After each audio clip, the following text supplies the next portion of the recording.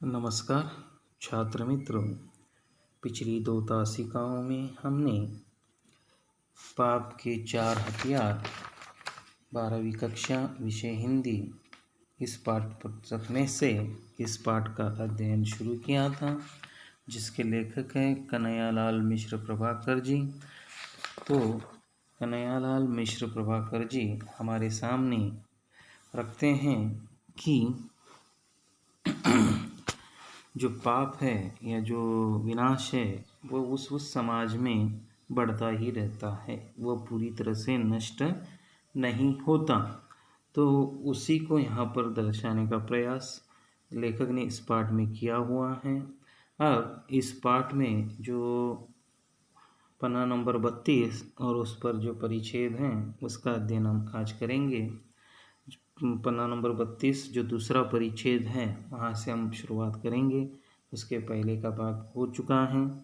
अब उसमें जो शब्दार्थ आए हैं एक बार पढ़ूंगा और उसके बाद फिर यहाँ पर आपके सामने परिच्छेद पठन और एक एक पंक्ति का अर्थ आपके सामने रखूंगा। विवश का अर्थ है मजबूर, निंदा भला बुरा कहना, बौछारे मतलब फवारे, मतलब बड़ा बुरा कहने की फवारे ही छोड़ देना, मतलब भला बुरा बार बार कहना, चोट यानी पहाड़, बौखलाना यानी चिढ़ना।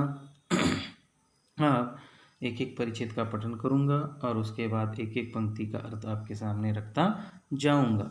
सुधारक का सत्य उपेक्षा की इस रगड़ से कुछ तेज होता जाता है, उसके स्वर अब पहले से कुछ पैने हो जाते हैं और कुछ ऊंचे भी। अब देखिए, सुधारक जो है, पहले हमने देखा कि पापों के विरोध में अपना झंडा बुलंद करता है, अपनी पूरी ताकत लगा देता है। अब जो पाप है वह इसके खिलाफ लोगों को भड़काने की कोशिश करता है, मतलब लोग पाप को स्वीकारते ही हैं। तो यहाँ पर ऐसी अवस्था में सुधारक क्या करता है, अपना जो सत्य है या अपना जो कार्य है वह क्या कर देता है, इस रगड़ से, मतलब जो पाप कहता है कि इसकी ओर ध्यान न दीजिएगा, इसको समझ मत लीजिएगा, या कुछ कुछ कहेगा और चला जाएगा। तो पाप के खिलाफ, पाप की यह जो धारणा है इसके खिलाफ सुधारक क्या करता है और अपना यहाँ पर जो विचार है वह तेज करता है, मतलब धारदार बनाता है। पाप को हराने का उसने निश्चित ही किया, वह यहाँ पर बिल्कुल उसके बारे में इसके विरोध में जाने की कोशिश करता रहता है। उसके स्वर यानी बोलना, बात, उसकी जो बात है वह क्या होती है, पहले से कुछ पेने यानी और तीखी और तेज। यहाँ पर हमने कहा था धारदार, तीखे, तो मतलब और कड़क हो जाती है और यहाँ पर धारदार हो जाती है कि वह सुधारक क्या निश्चित कर आया होता है कि इस पाप को अब समाप्त करना, इस पाप को नष्ट करना। उस समाज में उस समय के सुधारक उसको इस बारे में सोचते ही रहते हैं, और कुछ ऊंचे भी, और यहाँ पर तेज या कुछ बहुत बड़ी शक्ति उसमें आ जाती है। ऊंचे का अर्थ यहाँ पर शक्ति ले सकते हैं, मतलब उसके विरोध में वो पूरी तरह से संघर्ष करने के लिए तैयार हो जाता है। मतलब सुधारक पाप के विरोध में और अपनी शक्ति लगा देता है उस पाप को हराने के लिए। इस परिच्छेद का यह अर्थ है।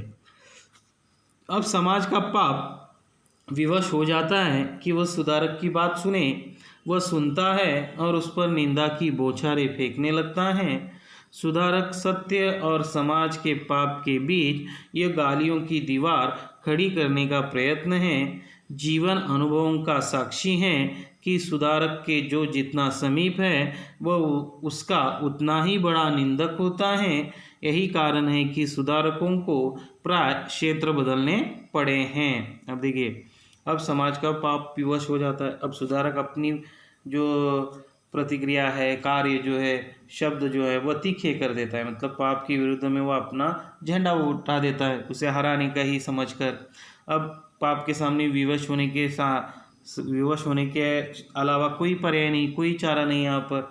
अब वह क्या करता है कि मजबूर हो जाता है, पाप मजबूर हो जाता है कि सुधारक की बात सुने। अब सुधारक की बात सुननी पड़ेगी, सुधारक यहाँ पर हमें हटा कर ही रहेगा, इस बात को बस थोड़ी देर के लिए स्वीकार करने पर तैयार हो जाता है। वह सुनता है और उस पर निंदा की बौछारें फेंकने लगता है। अब यहाँ पर क्या होता है, देखिए, पाप भी अपना रास्ता बदलता है। वह सुन लेता है सुधारक को सहन करता है और क्या करता है, उस पर निंदा की बौछारें, निंदा यानी तिरस्कार, भली बुरी बातें, गलत बातें वह क्या करने लगता है, छोड़ने लगता है। बौछारें फव्वारे मतलब बहुत सारी गलत बातें छोड़ने लगता है, मतलब सुधारक के काम में रुकावट डालने का प्रयास करने लगता है।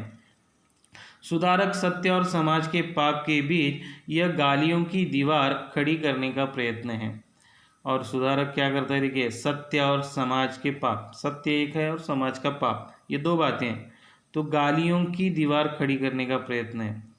और सुधारक कहता है कि ये जो पाप है हमारे बीच में रुकावट ला रहा है, गालियाँ खड़ी कर रहा है, हमें समझना है, लेकिन पाप भी उस पर से क्या हो जाता है, बीच में गालियों की रुकावट डालने का प्रयास करने लगता है। मतलब सुधारक को समाज में गलत साबित करने लगता है, सुधारक को गलत करने का प्रयास करता है।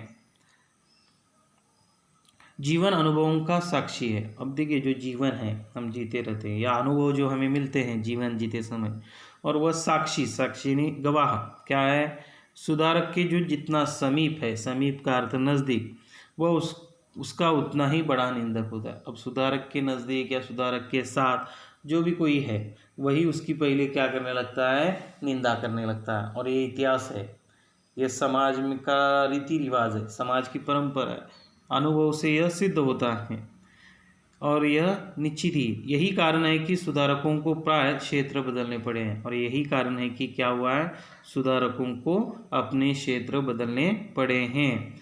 इन क्षणों में पाप का नारा होता है, अजीब बेवकूफ़ हैं, लोगों को बेवकूफ़ बनाना चाहता है। अब इन क्षणों में पाप क्या करता है, पाप अपनी तरफ से क्या कहने लगता है कि ये बेवकूफ़ है, सुधारक जो है वह लोगों को बेवकूफ़ बना रहा है, लोगों को गलत गलत बातें बता रहा है, इस प्रकार का नारा होता है। मतलब पाप अपनी तरफ से कहता है, मतलब सुधारक को वो बेवकूफ़ कराना चाहता है, बनाना चाहता है। सुधारक का सत्य निंदा की इस रगड़ से और भी प्रखर हो जाता है। अब उसकी धार चोट ही नहीं करती, काटती भी हैं। पाप के लिए यह चोट धीरे धीरे असह्य हो उठती हैं और वह बौखला उठता है। अब वह अपने सबसे तेज शस्त्रों को हाथ में लेता है, यह शस्त्र है हत्या। अब देखिए, सुधारक का सत्य निंदा की इस रगड़ से और भी प्रखर हो जाता है। प्रखर का अर्थ मैंने बताया यहाँ पर कि और तेज हो जाता है और यहाँ पर अच्छा बन जाता है, मतलब उससे भी धारदार बन जाता है, तीव्र बन जाता है। यहाँ पर प्रखर का अर्थ है तीव्र। यहाँ पर मतलब जो पाप है वह गलत फहमियाँ फैला रहा था, तो उसके ऊपर यह सुधारक का सत्य आ बैठता है, मतलब उसकी इस बात का कोई असर अब लोगों में, समाज में नहीं होता। अब उसकी धार चोट ही नहीं करती। अब पाप की जो धार है सत्य की धार के आगे यहाँ पर निष्क्रिय हो जाती है, वह चोट नहीं करती, आघात नहीं करती, प्रहार नहीं करती। अब यहाँ पर पाप को रुकना ही पड़ता है, पाप को यहाँ पर पीछे हटना ही पड़ता है, काटती भी हैं। अब देखिए, अब जो सत्य की धार है यहाँ पर वो काटती भी है, मतलब बहुत तीव्र हो जाती है। पाप के लिए अब चोट धीरे धीरे असह्य हो उठती है, असह्य न सहने वाली। अब ये जो सत्य की धार है, सत्य सत्य जो है अब पाप के लिए असहन करना आसान नहीं होता, मतलब पाप को अब यहाँ पर पीछे हटना ही पड़ता है और वह बौखला उठता है और यहाँ पर वो चिढ़ने लगता है कि अब यह मुझे सहन नहीं हो रहा है, मुझे अब यह सहन करने के आगे जा रहा है। अब वो अपने से तेज शस्त्रों को हाथ में लेता है और आगे क्या हो जाता है, यहाँ पर पाप जो है वह क्या करने लगता है, ये जो सत्य है इसके आगे जाने की कोशिश करने के लिए वह यहाँ पर अगला अपना शस्त्र बाहर निकलता है। जिस प्रकार मैंने बताया कि पाप के 4 शस्त्र हैं, उपेक्षा, निंदा, हत्या और श्रद्धा। तो उपेक्षा हुई, निंदा हुई, उसने वह कर दिया। अब जो अगला शस्त्र है उसका यहाँ पर जो है हत्या, उसको वह क्या करता है, हाथ में लेता है, मतलब हत्या यहाँ पर करने की कोशिश करता है। यह शस्त्र है हत्या। अब इस हत्या को यहाँ पर वो क्या करता है, अपने हाथ में लेता है, अपने हाथ में यहाँ पर रखने की कोशिश करता रहता है। इसके आगे का जो भाग है हम अगली तासिका में देखेंगे।